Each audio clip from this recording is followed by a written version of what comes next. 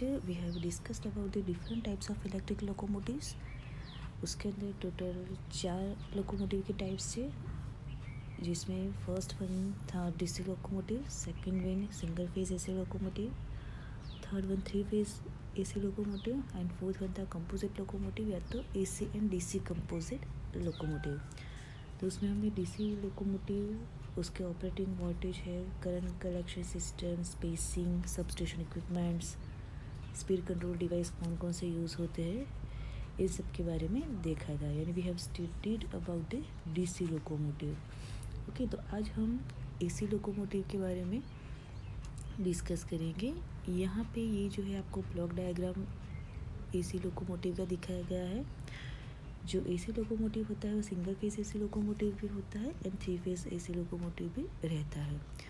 उसमें जो main equipment है उसमें आप डायग्राम में देख सकते हो, जो 1 नंबर का है वो है ओवरहेड कॉन्टैक्ट वायर, जो सेकंड वायर है वो है पेंटोग्राफ, थर्ड नंबर पे है वो है सर्किट ब्रेकर, फोर्थ वन जो है वो है टैप चेंजर्स, यानी कि यहाँ पे ऑन लोड टैप चेंजर्स का यूज़ किया गया है, फिफ्थ वन है वो है ट्रांसफार्मर, सिक्स वन है वो है रेक्टिफायर, सेवन वन है वो है smoothing chalk and last one यानी कि एथ वन है ट्रैक्शन मोटर्स।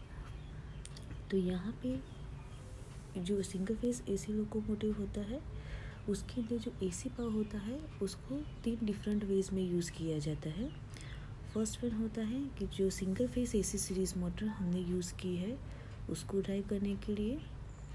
सेकंड कि जो डीसी सीरीज़ मोटर होती है उसको अगर रन करना है तो सबसे पहले क्या होगा कि जो एसी पावर है उसको रेक्टिफाई किया जाता है and that rectified AC then fed to the DC series motor. Okay, तो सबसे पहले जो एसी पावर होता है उसको डीसी में कन्वर्ट किया जाता है एंड उसके बाद जो डीसी पावर होगा वो डीसी सीरीज़ मोटर को दिया जाएगा। एंड थर्ड वन है, अगर single phase synchronous motor use की गई है तो जो सिंगल फेस सिंक्रोनस मोटर होगी वो डीसी जनरेटर के साथ कपल्ड होती है। तो यहाँ पे जो सिंगल फेस सिंक्रोनस मोटर है उसको सप्लाई देने के लिए एसी पावर का यूज़ किया जाता है। अब यहाँ पे जो डीसी जनरेट होता है वो डीसी सीरीज़ मोटर को ड्राइव करने के लिए काम में लगता है। अब यहाँ पे जो सबसे फर्स्ट मेथड है वो सबसे ज़्यादा यूज़ की जाती है, यानी कि जो एसी सीरीज़ मोटर होती है उसको ड्राइव करने के लिए एसी पावर यूज़ किया जाता है, जिसमें सिंगल फेस एसी लोकोमोटिव का यूज़ किया जाता है। यहाँ पे जो ऑपरेटिंग वोल्टेज है वो 15 केवी से लेके 25 केवी तक का रहता है।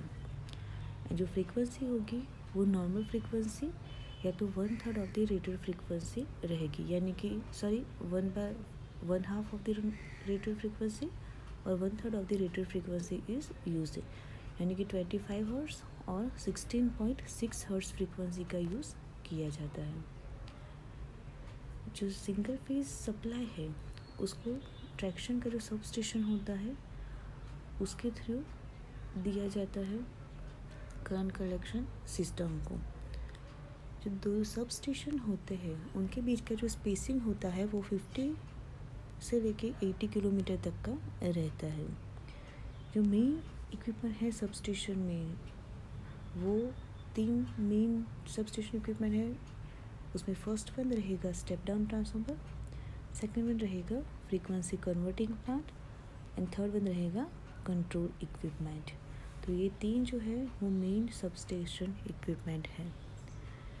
जो एडवांटेजेस है तो सिंगल फेस एसी लोकोमोटिव के कौन कौन से एडवांटेजेस हैं, तो फर्स्ट वन है कि यहाँ पे जो पावर फेड किया जाता है वो हाई वोल्टेज पे फेड किया जाता है, तो उसकी वजह से क्या होगा, करंट की जो वैल्यू होगी वो कम होगी, उसकी वजह से क्रॉस सेक्शनल एरिया होगा जो कंडक्टर का वो भी रिड्यूस होगा, तो उसकी वजह से जो टोटल ओवरहेड स्ट्रक्चर है उसकी कॉस्ट भी कम रहेगी। This one is the first advantages. Second one है कि यहाँ पे single phase AC series motor use होती है, तो उसका जो कंस्ट्रक्शन है वो बहुत सिंपल रहता है। एंड थर्ड वन है कि इसका जो स्पीड कंट्रोल है वो बहुत इजी है। The disadvantages of single phase AC locomotive. तो इसके डिसएडवांटेजेस कौन कौन से रहेंगे? तो फर्स्ट वन है कि जो ओवरहेड स्ट्रक्चर है उसकी कॉस्ट बहुत हाई होगी।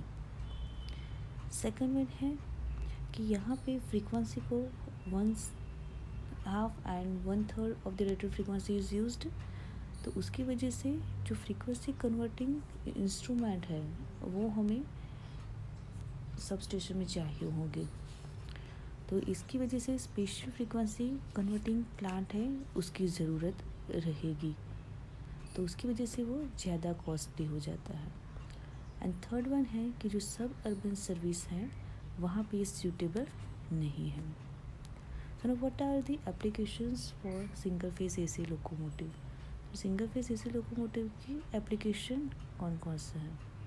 तो जो सिंगल फेस एसी लोकोमोटिव है वो मोस्टली मेन लाइन सर्विस में यूज़ की जाती है, क्योंकि यहाँ पे जो ओवरहेड स्ट्रक्चर होता है वो उसकी जो कॉस्ट है वो उसका इम्पोर्टेंस ज़्यादा रहता है।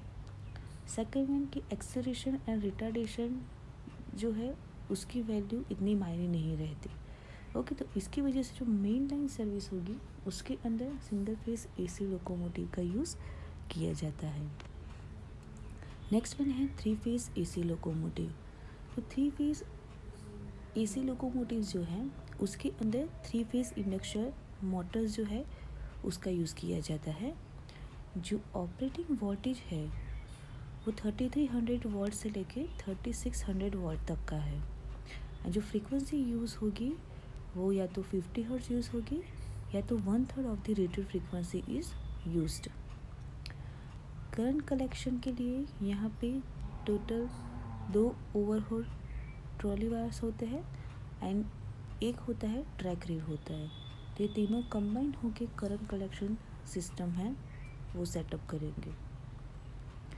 सब स्टेशन इक्विपमेंट है जो उसमें मेन जो सब स्टेशन इक्विपमेंट है वो है step down transformer and second में है frequency converting plant for low frequency system. So these are the main substation equipments that are used for the 3-phase AC locomotive. Now advantages. So what are the advantages of 3-phase AC locomotive? तो 3-phase AC locomotive है उसमें first advantages उसका है high voltage. यहाँ पे 3-phase induction Motors जो है वो यूज़ की जाती है। जो उसके ये जो मोटर है 3-phase इंडक्शन मोटर उसकी जो एडवांटेजेस है वो सभी एडवांटेजेस हमें मिलेंगे, यानी चीप है, रबस्ट है, सिंपल कंस्ट्रक्शन है, एफिशिएंसी ज़्यादा रहेगी। सेकंड वन है रीजनरेटिव ब्रेकिंग इज़ पॉसिबल। यहाँ पे जब हम 3-phase इंडक्शन मोटर यूज़ किए जाएंगे तो उसकी वजह से रीजनरेटिव ब्रेकिंग जो है वो हम इजीली यूज़ कर सकते हैं और वो भी कोई भी एडिशनल इक्विपमेंट की ज़रूरत नहीं रहेगी। एंड थर्ड वन है कि जो पावर है जो हमने मोटर को दिया है उसकी वजह से जो स्टेप डाउन ट्रांसफार्मर जो है उसकी ज़रूरत नहीं रहेगी। डिसएडवांटेजेस है तो उसमें फर्स्ट डिसएडवांटेज है उसका कि स्टार्टिंग टॉर्क जो है उसका कम रहेगा एंड जो स्टार्टिंग करंट है वो उसका ज़्यादा रहेगा। सेकंड है वो है उसका ओवरहेड 3-phase कंस्ट्रक्शन। तो ओवरहेड 3-phase कंस्ट्रक्शन है वो बहुत कॉम्प्लिकेटेड हो जाएगा। थर्ड वन है कि स्पीड कंट्रोल यहाँ पे हम कर पाएंगे नहीं, क्योंकि 3-phase इंडक्शन मोटर का स्पीड कंट्रोल करना बहुत डिफ़िकल्ट है, तो उसकी वजह से स्पीड कंट्रोल हम कर पाएंगे नहीं। प्रैक्टिकली ये टाइप की जो लोकोमोटिव है वो यूज़ होती नहीं है, बट कुछ जो हिली एरियाज़ होते हैं वहाँ पे बहुत कम मात्रा में इसका यूज़ किया जाता है। सो आज हमने डिस्कस किया एसी लोकोमोटिव, उसमें हमने single phase AC locomotive and 3-phase AC locomotives को डिस्कस किया। Now in next section we will discuss about the AC and DC composite locomotives. Thank you.